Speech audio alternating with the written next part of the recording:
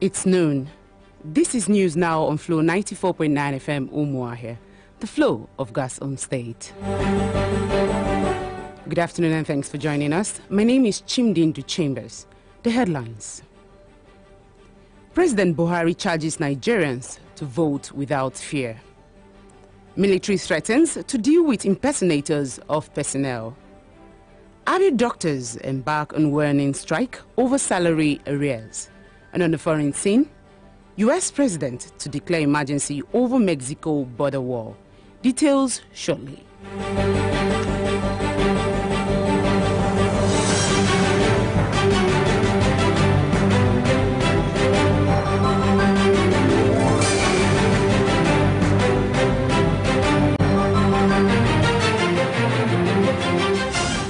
Glad to have you join us this afternoon on the news. We begin by letting you know that President Muhammadu Buhari is assuring Nigerians of adequate security and urging them to turn out en masse for general polls, beginning with the presidential and National Assembly elections tomorrow.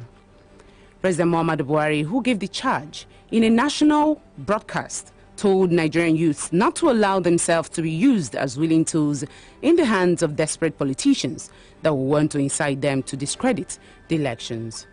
Buhari also assured the international community, especially diplomats and foreign observers in tomorrow's elections, that the government will do everything possible to ensure their safety.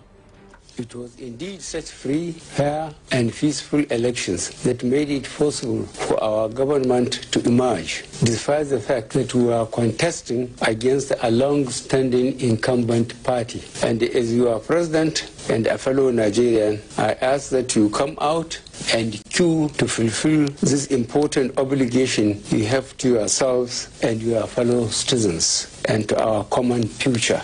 Let me at this point reaffirm the commitment of the federal government to the conduct of free and fair elections in a safe and peaceful. They accept no place for incitement to violence. ECOWAS call on all candidates in the election to accept the outcome of the exercise and where in dispute, seek redress through lawful means. The stability of our region depend on the stability of Nigeria, our natural... In the meeting of the Armed Forces and Security and Intelligence Agencies in Abuja, warned that the military would not tolerate any act capable of disrupting a peaceful electioneering process. He also asked Nigerians to disregard the sit-at-home order by some criminal elements in some parts of the country.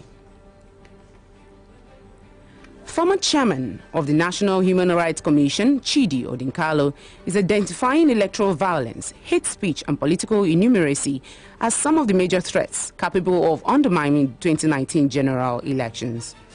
The human rights activist called for a severe punishment for politicians who violate Nigeria's electoral process to serve as deterrent to future offenders. Because most of the criminals in elections support powers that win after elections, they don't prosecute anybody. But we cannot improve unless we discover the will to hold accountable those who mess around with the will of the people. And there's good reason for that. Anybody who can steal the will of the people will steal everything. The Independent National Electoral Commission has assured international observers of safety during the general elections. INEC Chairman Mahmoud Yakubu gave the assurance during a press briefing for accredited international observers in Abuja. Please feel free, Your Excellency, to go around the polling units to observe our processes and procedures, and at the end of the day also inform us what observations you have for us. We are very happy to hear from you. We welcome criticism. Without criticism, there won't be progress. And we want to assure you that all foreign observers are welcome, and you are all ultimately the guests of the Independent National Electoral Commission, because we extended the invitation to you and we have accredited you.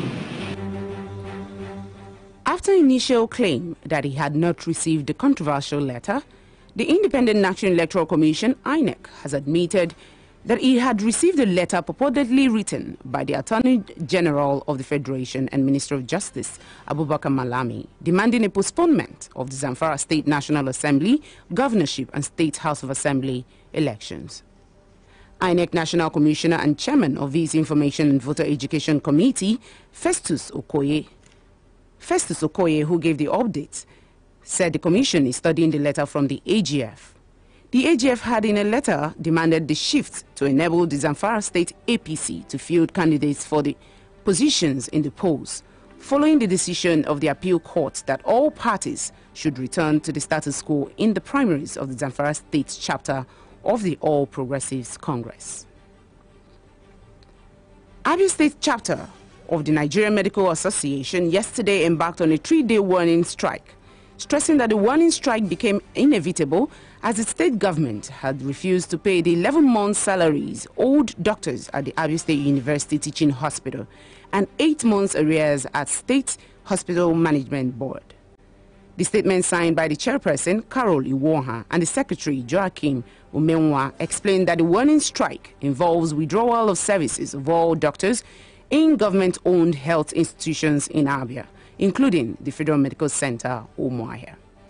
The association, however, sympathized with members of the public on the effect of the strike, stating that it was in this consideration that emergency services would be rendered at FMC Umuahia.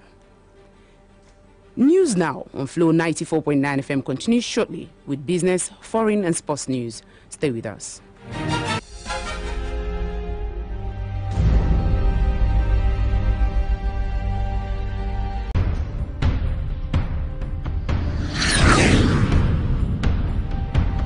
Free Trump from many of the legal constraints on executive power and give him access to billions of dollars for his project. Up next is Sports Update with David Oku standing by. Yes, not a revolution. He added the team had tried to raise the bar and reach another level. Has a clean slate for the rest of the competition should Madrid progress. That story wraps it up on Sports News Update. My name is David Oku. Chimdi is still standing by.